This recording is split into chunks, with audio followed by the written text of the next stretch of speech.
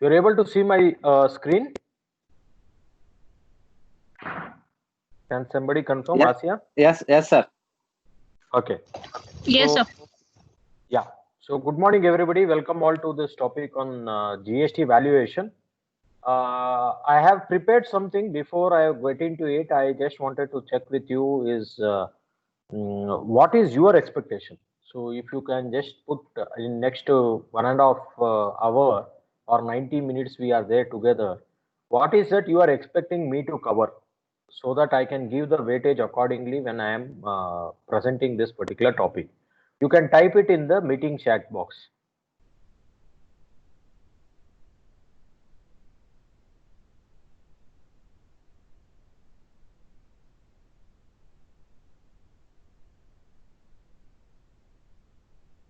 Okay. So people are here. I don't receive any message here. So I think people are here without much of a specific expectation. And with I hope everybody are here with an open mind to get whatever best and maximum possible. So that is what I understand with this silence. With this, I will start the presentation. So let's the coverage what I am looking at is GST, the relevant valuation, whatever the relevant valuation provision which is there, valuation alternatives which has been available in terms of the valuation rules, and landmark judgment. So this is what I am intending to cover. So I'll be taking about 1 hour of my time in deliberating these various things which has been there, and have some about 30 minutes for question answer. So you could post all your questions on the chat box as and when you get the query. So somebody at the last, maybe Asia at the last, will summarize the questions, and each one of that I could answer. So that is how the structure we could take it. So coming to the valuation, most of you would be aware uh, is that this mm, valuation under GST is more or less very similar to central excise, what was been there. So where the valuation has been given as a transaction value, but that transaction value will be subjected to the condition, satisfaction of a condition. If the condition is not satisfied, then the transaction value cannot be determined. And whenever the transaction value is failed, you are supposed to go to the valuation rules. So that is how this entire mechanism has been done as far as the valuation is concerned. So 15.1 talks about the transaction value. So transaction value, when it is a supply of goods or service, what does the transaction value means? It's the price actually paid or payable by the supplier or a recipient who is, and supplier and a recipient should not be related, and price should be the sole consideration. These are the two conditions which has been there. So let us look at transaction value. What does a transaction value means? Is a value on which the transaction is happening. That is a normal price in which the transaction happens. Earlier, the concept of central excise, if you have to take the parallel, there the concept was there of a normal price. Now, what is the difference between a normal price and a transaction value? Normal price was the concept that in general, normally in the market, what is the value for this goods which has been sold? Say, for example, if I want to ask you, what is the normal price of a water bottle of 1 liter? So people will generally tell the normal price is 20 rupees or 15 rupees is the normal price. But if I am having a water bottle which is having maybe added minerals or something else, I may be selling a water bottle of 1 liter for 50 rupees also, 60 rupees also. There are something which is available in the market also. But that is not a normal price. So normal price was what was generally. So thereby there was a lot of confusion in the valuation which was there. So that was made very, very easy when they told, I don't care what is the rate prevailing in the market, I will go with the value what you and your customer has been agreed. So that is called as a transaction value.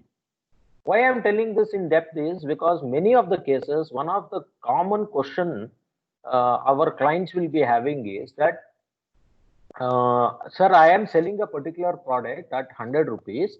Sometime I sell this product at 60 rupees. Sometimes I sell this product at 110 rupees or 20 rupees. Is there anything? There is a problem. When department come and say that this trade for the same product you have done at 120, the next one is at 60 rupees, and thereby I will not accept that 60 rupees, that also has to be at 120. Can department tell this? Is one of the common question many of the cases the client will be asking us. So there you have to make it very clear, as long as these twin conditions have been satisfied, you can go with the transaction value, unless until there was any other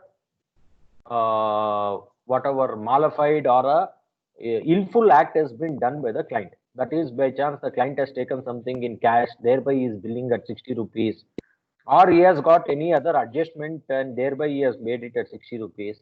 In all such cases, you have to tell client that yes, this is a matter of concern. But where there was a genuine transaction, one of the transaction, because of his marketing skills, he was able to sell it at an higher level. Somewhere else, because of the negotiation of the customer being good, he is sold at a lower price, and there was no any hidden things which has been there. In all such cases, you can tell the client nothing to worry. But something which has been done, modified things have been done, then you have to be very careful telling that the substance over the form will be looked at, and also there are certain valuation rules, and thereby your transaction value would fail. So that is very important for us to look at. Now, price actually paid is whatever the amount negotiated. Now coming to the twin condition, first condition, it says the supplier and the recipient should not be related. So there is also a definition of related party, which I am not going into depth, but it gives more or less where holding and subsidiary is related, or where one company is been controlled by the third party, either by shares or equity, or it could be because of shares or held by equity or control, or there is a common company which has been controlled by both the companies. So all these things is going to be having a related party definition, which is very clearly defined as far as the GST is concerned. So the related party will not only include this company relationships, that also includes the employer and employee is also treated as a related party.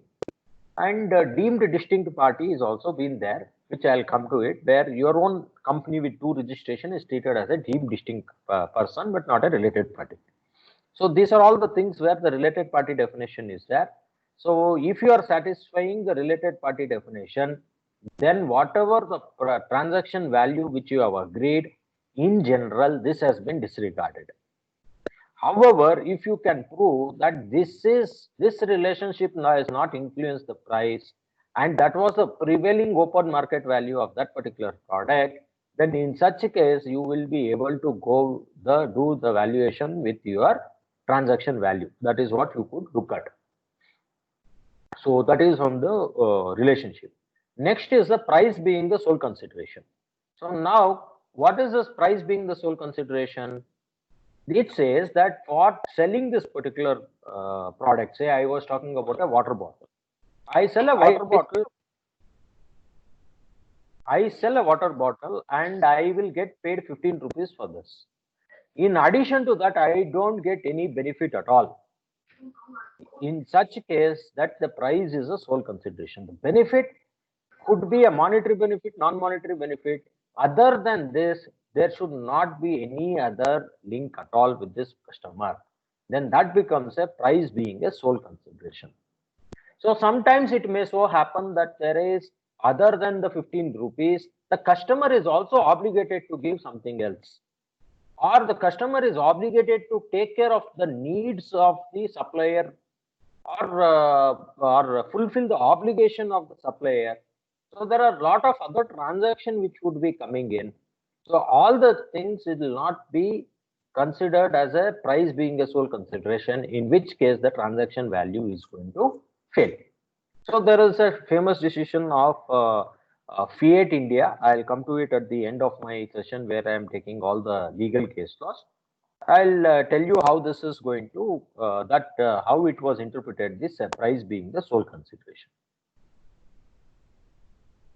Now it is important, before I get into the further thing, from also practically, how are you going to check whether you are, whether when you are going for an audit, how are you going to check the valuation has been done in transaction value, and the buyer and related, also it is easy for you to check because there will be a related party disclosure in the balance sheet. Otherwise also you can get into the MCA website and look at the shareholding pattern or the directorship pattern and all those things, and you can consider whether there is a relationship or not. It is sometimes very easy for us to find out.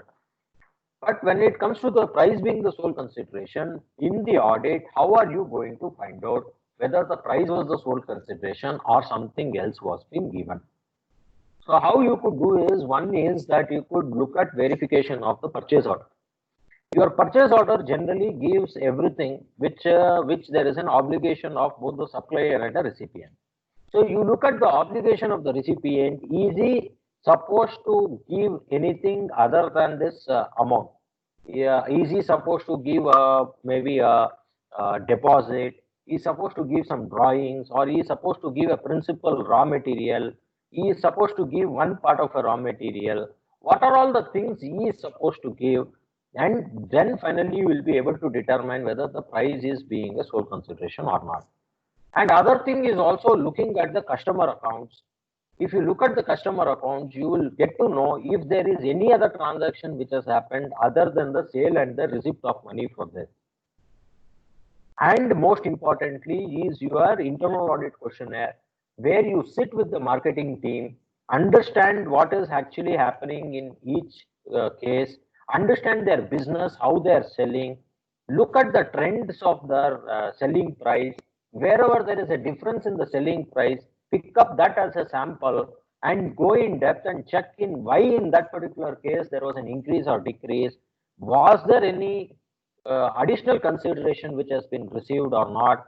You check with the marketing team, check with the various other team, then you will be able to understand. Why I'm saying you check with the marketing team is one of the common errors which, at least when I was doing an audit, we were doing, is that our entire audit was restricted only to the extent of information and discussion with the accounts department. So now accounts department, we have also sent lot of invitation for the accounts department. We are asking him to come for a seminar and all those things. The moment you ask a question, he knows where are we coming from. And thereby he will say that, no, sir, other than this amount, this party has not paid even a single rupee extra. He may be telling this knowingly, or he may be also telling this unknowingly. So in such cases, getting the right information only from the accounts department may not be coming in every time. So what we have to do is, we have to go a step ahead and go to a marketing department. The marketing department may not know the entire intricacies of how the law works and what is what and what scenario. There is a possibility that they give you the entire actual facts, and thereby you can determine whether there was any leakage in the valuation or otherwise. So that is something which you may have to look at. Then there is a specific exclusion which has been talked about in the transaction value. One exclusion is a discount. So there are typically discounts. There are many discounts by many names, whatever name which is called. But broadly, these discounts can be divided into two types. One is a pre-sale discount, another is a post-sale discount. So what is a pre-sale discount is when you are making an invoice only, you know that this is a discount this customer is eligible for.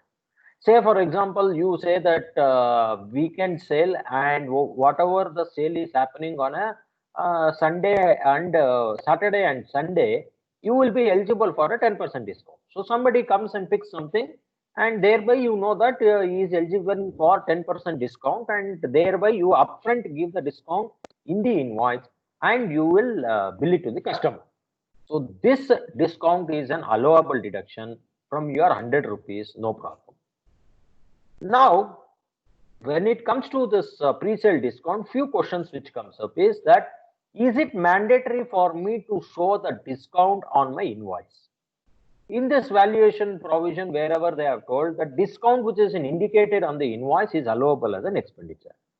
So in all probability, it is highly recommended that when you are having a standard price product and when you have given a discount, that discount can be recorded on the face of the invoices. In my example, I told 10%. So somebody made a purchase of 1000. So 10% of that will be 100 and balance is 900. On the 900, GST should be charged. This is how your invoice also should be looked at, which will remove all the ambiguity. That is one way of looking at it. The other way of looking at it is this is one. Second is, in many of the cases, there is no prefixed price, and each transaction happens on a negotiation where there is a discount or a negotiated price which is coming. Say, for example, our services. We bill our clients based on the time and efforts what we are looking into and the complexity of the issue which has been there. We charge for an opinion maybe as low as 10,000 rupees, and we also charge an opinion up to as high as 75,000 rupees. Now, should I, Iragang and Associates, should we show the discount on our invoice? So this is something where there is no standard pricing, and each case where is a negotiation which has been happened and there is a agreed price which is coming, in such case showing the discount may not be required. More is the discount is when you have a standard price and an MRP, that is where the showing of discount on the face of the invoice will arise. Next is post-supply discount. So one is upfront discount which you are given, you don't have a challenge at all. Now post-supply discount, what is post-supply discount? Say for example, I say that I give you a credit period of 90 days, you have to pay my invoice within 90 days. However, if you are settling me in 30 days, I will give you 1% discount. If you settle me in 60 days, I will give you 0.5% of the discount. So that is the terms which has been there. So this will encourage the people who are having money to pay me upfront and not wait till the 90th day, and I will also realize money extra and thereby. So when this particular discount has been offered, when I am making the invoice, I am making the invoice when I am making a supply. When I'm from my premises or a factory, when the goods is going out, I am making the supply. Once I am making this particular supply, then how will I get to know whether my customer will pay in 30 days, 60 days, or 90 days? Only when he is paying in 30 or 60 days, I have to give him a discount. I am liable to give him a discount. If he is paying in 90 days, no discount at all to be given. So in the invoice, how can I show the discount? Which is not possible. Then how will I claim a deduction? So here, the deduction will be claimed as a post facto. So what happens is, for this particular month, in the month of June, when you have issued an invoice, by 20th of July, you make the payment on the entire 100 rupees and don't claim any deduction at all, 100 rupees being the tax. And thereafter, in the month of August, when you give him a 10 rupees discount, say, assuming example, then take the 10 rupees by issuing of a credit note in the month of August and adjust it against any other tax payable during that particular month. So that is how you have to look at a post-sale discount to be adjusted. So this has to happen mandatorily by way of a credit note. And if it is a B2B customer, each credit note has to be linked to the original invoice. And there is also a time limit for issuance of a credit note. The credit note can be issued only up to 30th of September of the next financial year, or the date of filing of your annual returns, whichever is earlier. So 30th September, if you are furnishing your till that 30th of September, you will be having your chance for giving a credit note. In many cases, the target incentive cycles will be from April to March, and they will be looking at settling all those things after, in some cases, it is from September to October, or October to September, as the case may be. And there in that cases, when the credit note has been given, they take some time to look at who has achieved the target or not, and there's a chance that portion of that is getting into a next financial year, in which case the post sale discount, although eligible as per the valuation rules, valuation provision, your credit note provision restrict you to take the benefit of it. So in such case, whether we can go for a refund of tax, because the valuation has to clearly exclude the discount portion. However, the mechanism of exclusion is a credit note. That procedural condition should not take away the benefit given under my act, given to me under the act, has to be looked at. And possibly you could look at going for a refund wherever your time limit for issuance of credit note has been elapsed. So this is one thing. Second is, for issuing of this credit note and making an adjustment, there has to be a twin conditions which has to be followed. So what is that? One is that the discount should be establishment in the terms of the contract, and it has to be specifically linked to the invoice. So the fact that the discount will be eligible should be known when the supply has been made. In many cases, the people do not want to tell upfront that he is eligible for a discount, because it becomes a matter of right, and the company is not sure at that point of time whether the discount should be extended or not. Say, assume a company is there who is looking at a good sales turnover and the sales is going well. Somewhere in the month of December, they will look at that they are not able to achieve their targets. So they have only 3 months left. At that particular point of time, this company will come and announce that I will give you a target incentive. If somebody is picking an 100 metric ton of material, he will be eligible for a discount of so and so. 100 metric ton for the entire financial year. Now, one of his customer would have picked only 90 metric ton, and if he picks the another 10 metric ton, he will be eligible for whatever 10% discount or something on the entire purchases. So thereby, there is going to be an extra push. Whether this discount should be given or not, many of the companies will take a call in the month of December. So in such a case, because the discount was not establishment in the terms of the contract in this case, it will not be eligible for a deduction. So this is something which we have to keep in mind when we are going for an audit. If we are concentrating only on the credit note, whether the credit note is with before 30th September, whether it is linking to invoice, that only is not sufficient. You may also go, you have to go a step ahead, and you have to look at having this examination whether this was a part of the agreement with the customer.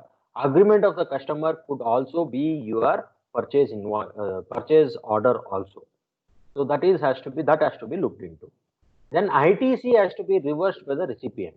So what happens here in my in an example, say take an example that 100 rupees was the value and 18 rupees was the GST. I charge it to customer, and after that I give a 10% of discount on 118.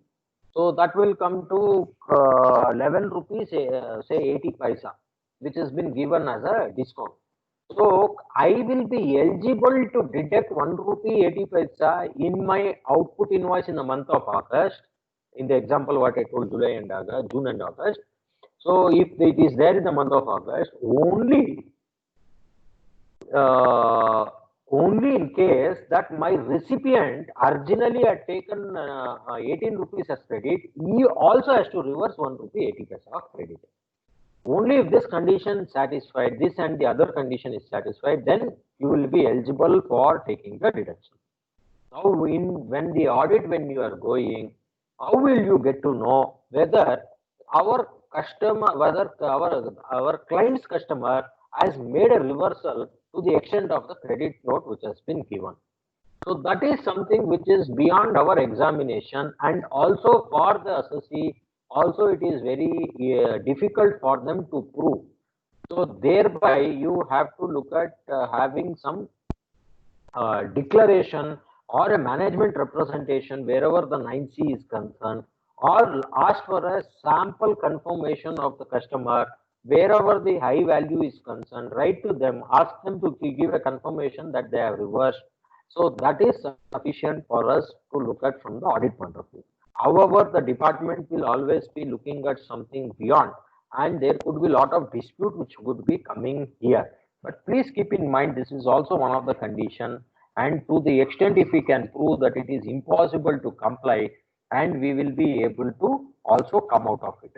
So that also can be kept in mind. Then another inclusions in the specific inclusion, what we talked about was the exclusion. Specific inclusions has been talked about in 15.2, which tells us the taxes other than the GST should be included. Now, what taxes should be included, which is actually the taxes imposed on the supplier and it has been recovered by the buyer, only such taxes should be included. If there is a tax which is supposed to pay by the recipient himself, but the supplier opted to pay, that sort of taxes is not to be included in this valuation. Say, for an example, I am also liable, in addition to GST, maybe some local cantonment tax, which is been leviable by the whatever the cantonment board, which is not subsumed in the GST. Assume for a moment. So when the goods has been sold, I will also charge this tax, which I have to collect it from customer and pay to the government. This should be included in the valuation. So thereby that cess has to be charged first, and thereafter you have to charge your GST. This is something which is to be looked at. Another example where it will not come is when it is a reimbursement. Say I am making a sale of a flat and there is a stamp duty should be paid. So generally the stamp duty has to be paid by the buyer to the register office directly. He has to take a DD and give it. So it is not a levy on the seller of a flat that he has to collect it and pay to the sub-register. That is not the case. However, the builder, to make the transaction quick and easy for his client, he may opt to make the payment on behalf of the buyer and later recover it from the customer.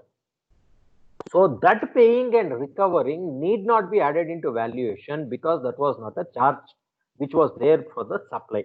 So that is what has to be looked at.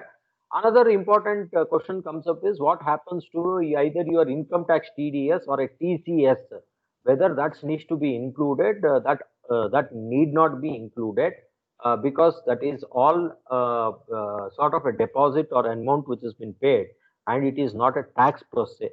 So thereby you need not look at including the TDS or a TCS. Tax specifically charged and recovered only, which I have explained to you. Supplier obligation incurred by the recipient. This is another thing. So there are two things which is there. One is the supplier recovering extra amount from the customer. Say for example, I am selling a particular product X. I charge 100 rupees. In addition to 100 rupees, I will say that to provide this particular X to you, I was supposed to take some license or pay some royalty or incur certain expenditure. So you also have to pay me 100. You also have to reimburse this extra cost which I have incurred, which is 10 rupees. Then the valuation has to be 110. That is specifically inclusion should be there. That is one thing which has been told here. The other thing which has been told here is that by chance there is any part of the amount is been incurred by my recipient, he has fulfilled my obligation as a supplier which I was to pay, then that amount also has to be paid. That means when a particular product is there for an X, I say for this you have to pay me 100 rupees. I also owe my friend or my vendor 20 rupees. You have to pay me 100, you have to pay that 20 rupees, and then only I am going to give you this particular product, and he agrees. Because he has to pay me only 100, I will bill him only 100. So what will be the valuation? Here the valuation, although you are billing for 100, it has to be 120 because the 20 rupees of your obligation he is taking care, that is also your additional consideration, and thereby the valuation has to be 120. So it is very important here to look at whose obligation this was and how it was settled. Because this has also been told in one of the circular also, I'll come into the later part of the slide, where the molds and tools which has been given by the customer, or a free of cost goods which was given by the customer, how to treat this as coming. So I will just park this particular question and come to that discussion when the circular is coming. I will take you to the discussion there and I'll explain that to you. So that is to be looked at. Then there is a lot of other expenses which is an incidental expenditure which needs to be added. So one of the common question which off and on I keep on getting with many of the small traders is that I am selling a goods of 100 rupees and I am charging for package or I am charging for transportation. What rate should I charge GST on the transportation or the package? So that question gets answered here specifically. Here they say that all your incidental expenditure like commission or packaging, insurance, transportation, whatever name which you are recurring, that has occurred only because there is a sale of goods or services. If that sale of goods, that main transaction would have not there, this incidental transaction would never come. In such case, this needs to be added to the valuation. So thereby, the same rate as applicable to the original goods will be applicable for this incidental expenditure recovery also. So there is a thin line of difference between this and the composite supply. In composite supply, there are two or more supplies supplied together for a common price, which cannot be otherwise bifurcated and supplied. It has been togetherly, which has been given. That would be treated as a single supply there. So once it is a single supply, there is no question of specific inclusion in the valuation. One of the conditions for a composite supply is there should not be an option to the buyer. Wherever there was an option to a buyer, then it cannot be a composite supply. That means I will say that in one case, the packaging charges, you don't have an option. You have to buy the goods and the packaging charges also has to be paid. 2% package is mandatory. If you don't pay packaging charges, then I will not deliver these goods or I will not sell these goods. In such case, what happens is that packaging charges also has to be paid. That also will be treated as a composite supply. However, when you say, if you want packaging extra, I will give you. If you can arrange your own packaging, I will not charge for it. That will not become a composite supply. That becomes an independent supply. However, that gets added into the valuation under section 15(2) because that is an incidental supply to the main supply which has been happening. So that is the thin line of difference. In either of the cases, the rate applicable to the principal goods will be applicable. Interest or late filing fee, if at all it's been collected for delay in realization of a consideration, that also has to be added. In our invoices also we say that if the customer don't want to, if he is not paying within the 15 days from issuing of report, he also has to pay as 18% interest per annum. So that 18% interest will be subjected to GST, but that 18% I have to pay GST only when I realize it from the customer, not before that. So unless until it is not realized, so no need to pay the GST on that. So that is on the realization. And next is subsidies. So any subsidy other than central government and state government, if it has been given and if it is linked to the supply, that would be eligible. That has to be added for the valuation. Next is 15(4). It says if it cannot be determined in as per section 15(1), plus or minus the adjustment which has been given, then you have to go to the valuation rule. And 15(5) also says that there can be an overriding of the valuation rules and evaluation, and special valuation mechanism by way of a notification can be prescribed. So when you will go for the valuation rules, when supplier and recipient are related, or there is a additional consideration, price not being a sole consideration, or there is any other specific provision which has been given or notified, in all such cases you will go for a valuation rules. So first one in the valuation rules talks about a situation where your consideration is not only in money. That means it could be either fully not in money or partly in money and partly not in money. In such case, what they say that you go for an open market value of such a supply which you are giving. So what does an open market value means? I was talking about something called as a normal price which was there under the central excise parlance. So more or less the open market value and normal price could be on the same thing. But however, that normal price was also looking at the quality and quantity. So you also have to look at that as from the open market value, that when I am selling the product, one particular product, what is the open market value of this goods? If you are able to determine that, that value has to be taken.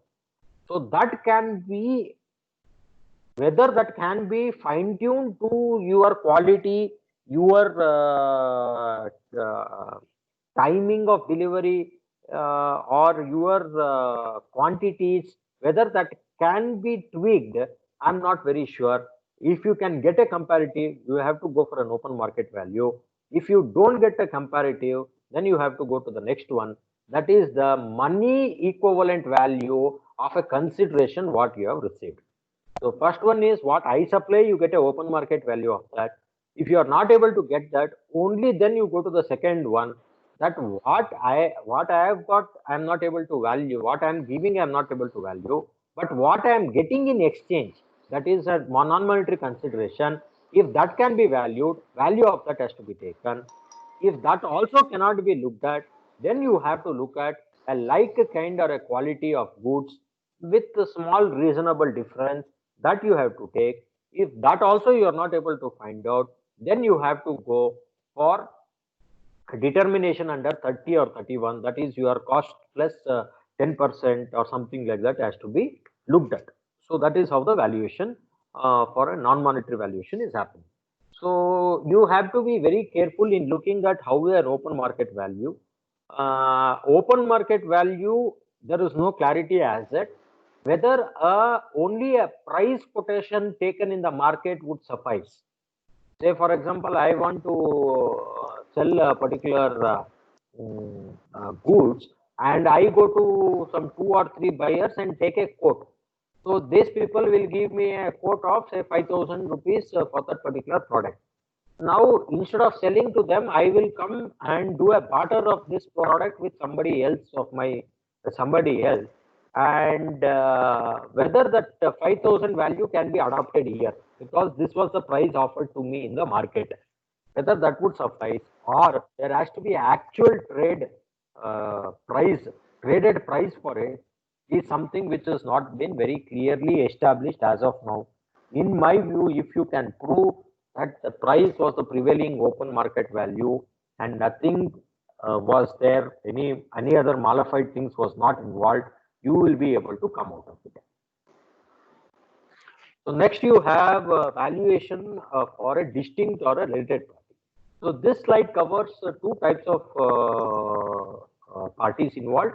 One is a related party, where the relation I have explained in the previous slide, and there is also a definition. Another is a deemed distinct entity, that means same PAN, same company, but two registration in two states, these two treated as different assessee. Transaction between these two also is covered under this particular slide. So here you have to look at an open market value, and if you are not able to get an open market value of that particular goods, then you have to go for a like kind and quality of the goods has to be taken. If that is also not there, then you have to go either by 30 or 31, that is your cost plus 10% or any other mechanism that you have to go. So that is what this particular slide says. How there is a two provisions which is given, where it says that if the supply is for the further sale by your related party or a deemed distinct entity, 90% of the independent sale price has to be assessed. That is what has been told here. And there is also another provision which says that if your recipient entity is eligible to avail the credit, then whatever the amount is being charged on the invoice is a deemed open market value, and thereby you need not care about it. So whatever the amount which has been there, this provision is there because it's a revenue neutral case which happens, and thereby this is how they are accepting the valuation between the related parties. Next rule of valuation comes is the related party valuation. Agent valuation, where 90% of the recipient sale price to an independent buyer or an open market value has to be applied. So this is for a commission agent or a consignment agent. That is what has to be looked at. Rule 30 I also referred to in earlier couple of slides, where I told that if you are not able to get anything, then you have to go for rule 30. So rule 30 says 110% of either your cost of manufacture or a cost of acquisition or a cost of provision of service. And how the cost is been calculated? The cost of 100% is been calculated based on your cost accounting standard 4. So this is what has to be taken, and wherever possible, if required, you can also get a cost accountant certificate also. So many of the cases, there is also a challenge of changing cost. What happens is that the supply keep on happening. There is the expenses which is incurred on an annualized basis. So many of the cases, the cost certificate will be getting it in after the closure of the company. That means for the financial year 2021, I will keep on making a supply from April 20 to March 21. After I close my book accounts in March 21, I will be getting to know the actual sunk cost of this particular transaction, and the cost sheet will be prepared only in April or May. So thereby getting to know the cost of manufacture when I'm making a supply in the month of April also may not be possible. So thereby what will happen there is the estimated cost of construction is what is to be looked at, and wherever the actual cost has been determined later, if at all there is a shortage, you have to pay that particular amount along with the interest or the shortage tax. If there is an excess, you can look at claiming a refund if at all this particular mechanism has been adopted. So in all these cases, your cost accounting certificate will be very, very important for you to keep. Then the 31 is a residuary provision, where it says, inconsistent with the general principle of section 15, you do a reasonable valuation. So that is what they have looked at as a valuation provision. So there are certain valuation provision which has been there in case of money exchanger and all those things. I am not getting into those things, and I am getting into issues on this basic fundamental concept per se. If time permits, at the last we will see whether we can take up those provisions as well. So one of the things which is coming up is that the corporate guarantee or a commission which has been given, how are you going to look at a comparative value? So what is this? I'm a holding company. I have a subsidiary. As a holding company, I am having certain assets which I am having. My subsidiary company wants to go for a loan, and the banker says that subsidiary is not having any asset, but I will fund the subsidiary if the holding company gives a guarantee. They stands as a guarantee because they are having the asset. So if in such case I am going to give. So now this guarantee coming is not coming free of cost. It will be having a charge for it. Now when this is happening between a related party, if it was happening with a third party, then whatever the amount which has been charged for it, that would have been your transaction value. There would have no challenge at all, and GST would have been paid for that. But when it is happening between holding and subsidiary, where they are a related party, and within this related party, you may not get a comparable value. When you don't have a comparable value, a reasonable method, that is the 31, if you can adopt, and come with some rational basis, then you will be able to make able to come up to the valuation for that particular. Before we get into valuation, there appears to be a basic fundamental question whether giving corporate guarantee is a supply at all. What is it? What is the supply which has been given? Whether the consideration and all those things. So something of that also can be looked at and examined before we conclude on the valuation. Can somebody try help me in muting the people who are not on mute, Asi or somebody?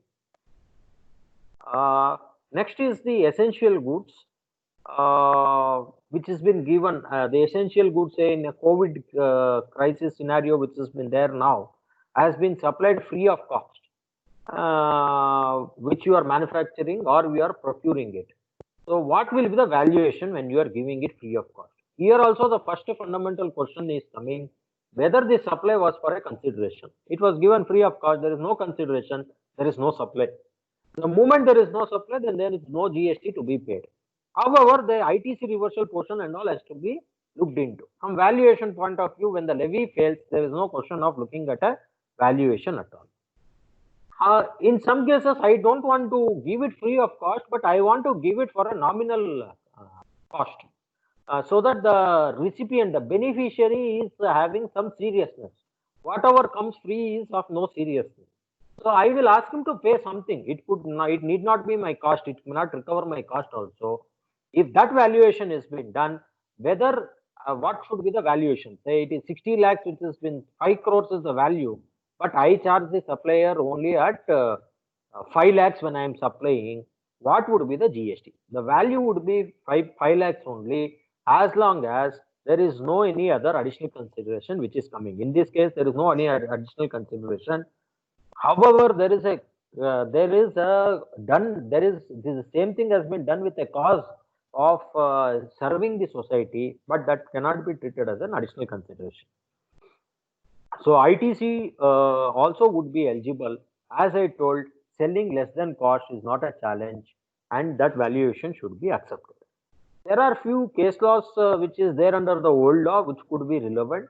One is this Basant industry, where it has been told that the transaction value has to be accepted unless the sole consideration clause has been violated.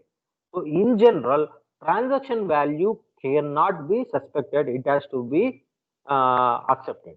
Now, wherever the department feels that this was not the transaction value, then the onus is on the department to prove that the price was not the sole consideration or buyer and seller were not related. So they have to prove. Then in such a case, if they are not able to prove, then the transaction value should be considered. So that is what this particular case is.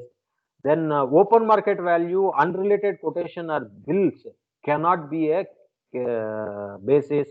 Maybe there has to be a traded price for this, which I already talked about. Scrap sold by the job worker or adjusted in the price. So this is again that valuation adjustment which has been there. So what happens is that I am a job worker and I have been given say steel. I want to do some fabrication of that steel and give it back to you. While doing the fabrication, there is a scrap which has been generated. So which is within the accepted norms. So say for example, 0.8 is the conversion. That is every 1 ton of steel the principal gives me, I am obligated to give 0.8 ton of finished goods. 0.2 ton is an accepted scrap. And I have been paid job work charges based on this conversion charges per ton basis. I have been paid the job work charges. So if I have been paid the job work charges per ton basis, then what should be the valuation? So I get per ton of say 10,000 rupees. Whether the 10,000 only should be the valuation, or in addition to 10,000, I am also having the scrap which I am not obligated to give it back. I will sell the scrap. I will make 1,000 rupees per ton for the scrap, and thereby 11,000 per ton will be the total amount I am earning out of this particular job work, in which case the GST valuation should be that 11, the GST should be suffered on 11,000. So now when I am charging this 10,000 to the job worker, I will pay GST on 10,000 on job worker at 18%, and this scrap I am selling it to somebody and 1,000 and charging 18%. As long as 11,000 has suffered GST, that should be sufficient. So that is what has to be looked at, whether the entire consideration received, whether the GST has been suffered. Then holding to subsidiary transaction, price to the independent comparable has to be looked at. So if that is within the comparable norm, then that holding subsidiary relation should be disregarded. So del credar agent interest extended to buyer is not an additional consideration. So what is this del credar agent? So del credar agent is a person where he will buy the goods paying upfront to the manufacturer, and he will supply it to the trader with a credit period. So there will be a difference markup which has been added for this trade, which will suffer GST. In addition to this, there will be a markup added because of giving a credit for 6 months. The manufacturer wants upfront. This fellow doesn't have money. Where the del credar agent comes in between, he says, "Don't worry, I am going to bridge the gap. I am going to pay him upfront. I will collect you after 6 months." That comes with a cost. So that particular cost is not an additional consideration, but that is something but your interest which has been earned for financing that particular transaction. How we are showing in your books of accounts also would be very important in this context. Then Fiat India case, what I told about price not being a sole consideration, where Fiat sold the car less than its cost of production with an intention to penetrate into the market. Supreme Court told that price was not the sole consideration, and this may not be correct, but as long as this has been proved under the GST regime, that cannot be straight away applied. Then consideration from OEM in white goods or whatever the cars, whatever the consideration which has been given from OEM, that also will be considered as a additional consideration that has to be looked at. Another important case of TVS Myco, where they talked about the discount cannot be a marketing service. Whatever the discount can be given, even if it is accounted as a income, it cannot be a supply which has been done in the hands of the recipient. So what is happening many of the cases is that the recipient of the goods first accounts the purchase of 100 rupees. Later, the recipient will get to know that he is also eligible for 10 rupees of discount for whatever reason. So the recipient, instead of reducing its purchase to 90 rupees, he will go to other income, and discount income is discount received has been treated as an income, and 10 rupees income has been shown. So question came up is whether this 10 rupees can be treated as a marketing service supplied to the service supplier, because that 10 rupees was given on achieving a target incentive. This sort of an approach has been taken by the department. This case will help, saying that no, it cannot be treated as a marketing service. It is only a discount which has been given but accounted as an other income from my hands. So that is has to be looked at. Pure agent reimbursement, which has also been there in the GST also, there is an exclusion which has been given. Intercontinental consultant has held that it is not at all liable, because that reimbursement was never a consideration. So that is what has been looked at. Discount to clear the stock, introduction of new model, not to be questionable. So wherever there is a end of life product, they call in the white goods, so where the life of that particular product is completing and there is a new model which they are launching in next month, they want to clear off the stock. So end of the season stock, they will clear it with paying upfront discount. So all those things cannot be questioned by the department, is being told about. There is the Madras Rubber Factory is one very landmark judgment of the Supreme Court. Each one of you have to make a note of it and look into it. They have covered all possible sort of a discount, and they have detailedly discussed as to how the nature of discount is there. So that is something very important which you can note and make a research of it. So then comes is the design and drawings. So the design and drawings has been provided to the manufacturer. So where they told there are two types of design and drawings could be there. One is me being a custom manufacturer. Unless until you give me a design, I will not be able to manufacture it. So if in such a case that there is no additional consideration and this is a prerequisite for me to do, it will not be treated as an additional consideration. In some cases, a new design may have to be developed, and the designing cost will be a part of the product development and product manufacturing cost. So the recipient says it is your obligation of the supplier to make the design, include the design cost also in the product manufacturing. However, that cost would be incurred by the, or design would be directly given by the supplier. To that extent the price has been negotiated, then in such case that has to be added to the valuation. So that is has to be looked at. In many of our clients also, design given by the customer will be there in many of the manufacturing cases. It will be there for sure. So you have to look at whether the design was given because of the design being given, whether there was any reduction in the cost or the selling price. If answer for that is yes, then only there is an issue of valuation. If there was no reduction in the cost, whether you give a design or otherwise, my price is this. Design giving has to be done by you. There is no any other option.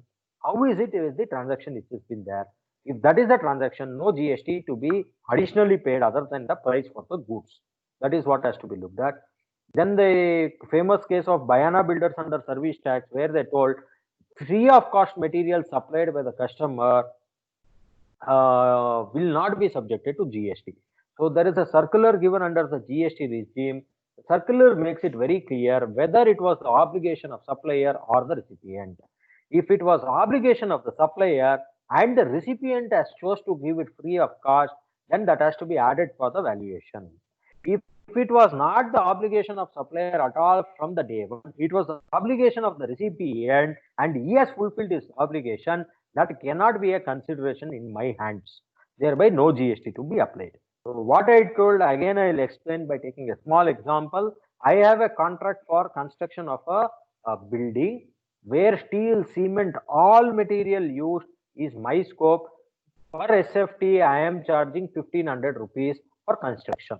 That is one set of fact. Another set of fact is that steel, cement, your responsibility. Rest everything is my responsibility. 800 rupees per SFT is the cost of construction. Now, in the first case, 1500 GST has to be paid. Second case, 800 only GST has to be paid. But because that obligation of that balance item was never there with me. What is the third case is, in the first case when the 1500 is there, the contract is for 1500, but for some reason while the contract is happening, the customer gives the required what you call steel and cement, and thereby only 800 was built.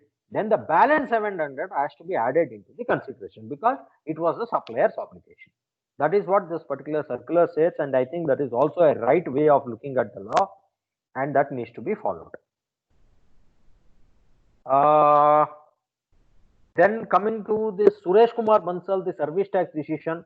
So there was a decision which was given by the High Court in case of Suresh Kumar Bansal, where they're saying that 75% deduction which was been given under the abatement scheme, that was not there for the works contract, and thereby when the valuation fails, the levy fails. So this is what is there for the 1/3 deduction of land also, which is there in the notification only, but not as a valuation provision per se. Whether that the entire levy fails in the case of a builder is something we have to be tested, cannot be ruled out as of now. And the other case is Ferrod, where the royalty has been paid to the brand name owner So when the royalty has been paid to the brand name owner, that cannot be having a nexus on your imported goods, not to be added to the customs valuation is being talked about. Another interesting thing is if I get an advance from my customer, whether the notional interest on advance to be added to the valuation or not. In that case, again, it is the principal question to be answered and identified is, because you got this advance, did you reduce your selling price? If answer for that is yes, it has to be added. If it answer is no, it need not be added if it was neutral. In case of metal box, huge advances were given. Because there was a huge advance given, there was a reduction in the price. Whereas in case of VST, security deposit was collected as a matter of routine with any dealer. As a matter of procedure, you want to become a dealer, you have to do a security deposit. And they told this security deposit does not influence the price at all. It is a uniform policy, thereby that need not be included in the valuation. So that is what I was told. So these are all the important things we have to check on the factual background when we are coming to a conclusion in our client case. So this completes my talk for about an hour, which I had promised. So next 30 minutes is open for question. So we have purposefully kept 30 minutes for question answer so that all your doubts can get clarified. So can somebody help me in moderating the questions for me, Asya? Yes, sir.